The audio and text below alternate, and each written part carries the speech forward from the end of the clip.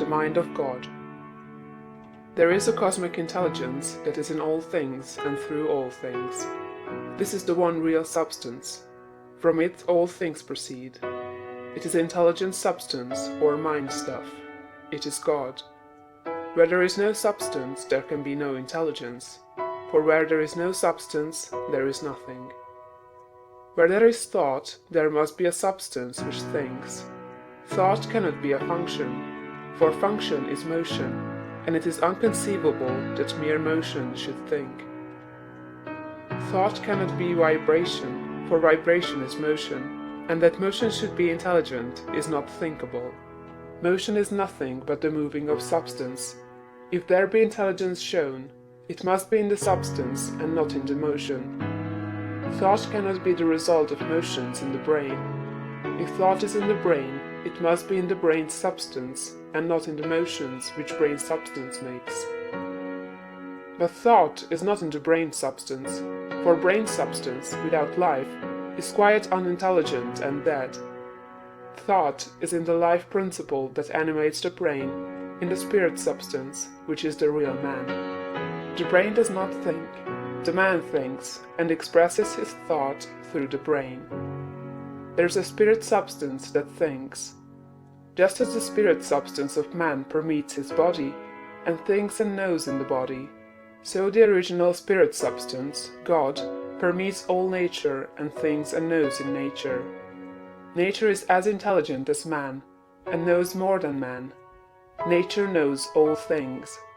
The all-mind has been in touch with all things from the beginning, and it contains all knowledge. Man's experience covers a few things, and these things man knows.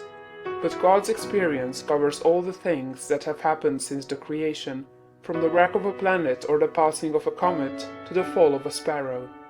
All that is and all that has been are present in the intelligence that is wrapped about us and enfolds us and presses upon us from every side.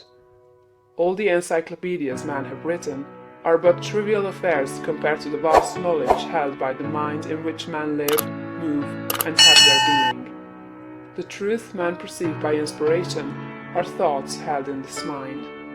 If they were not thoughts, man could not perceive them, for they would have no existence, and they could not exist as thoughts unless there is a mind for them to exist in, and the mind can be nothing else than a substance which thinks. Man is thinking substance, a portion of the cosmic substance.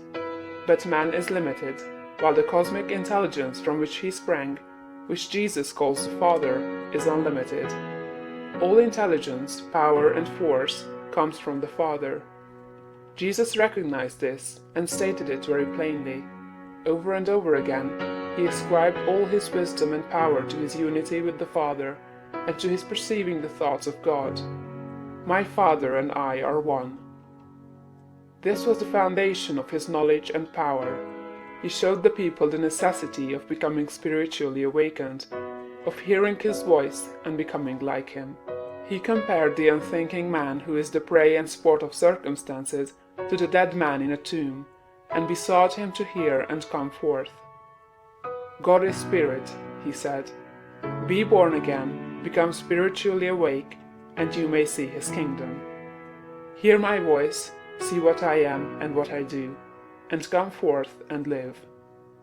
The words I speak are spirit and life. Accept them, and they will cause a well of water to spring up within you. Then you will have life within yourself. I do what I see the Father do, he said, meaning that he read the thoughts of God. The Father shows all things to the Son. If any man has the will to do the will of God, he shall know truth. My teaching is not my own, but his that sent me. You shall know the truth, and the truth shall make you free. The Spirit shall guide you into all truth. We are immersed in mind, and that mind contains all knowledge and all truth. It is seeking to give us this knowledge, for our Father delights to give good gifts to his children. The prophets and seers and great men and women, past and present, were made great by what they received from God, not by what they were taught by man. This limitless reservoir of wisdom and power is open to you. You can draw upon it as you will, according to your needs. You can make yourself what you desire to be. You can do what you wish to do. You can have what you want. To accomplish this, you must learn to become one with the Father, so that you may perceive truth, so that you may have wisdom and know the right ends to seek and the right means to use to attain those ends, and so that you may secure power and ability to use the means. In closing this chapter, resolve that you will now lay aside all else and concentrate upon the attainment of conscious unity with God. Oh, when I am safe in my Sylvan home, I tread on the pride of Greece and Rome, and when I am stretched beneath the pines, where the evening star so wholly shines, I laugh at the lore and pride of man, at the sophist schools and the learned clan, for what are they in all their high conceit, when man in the bush with God may meet?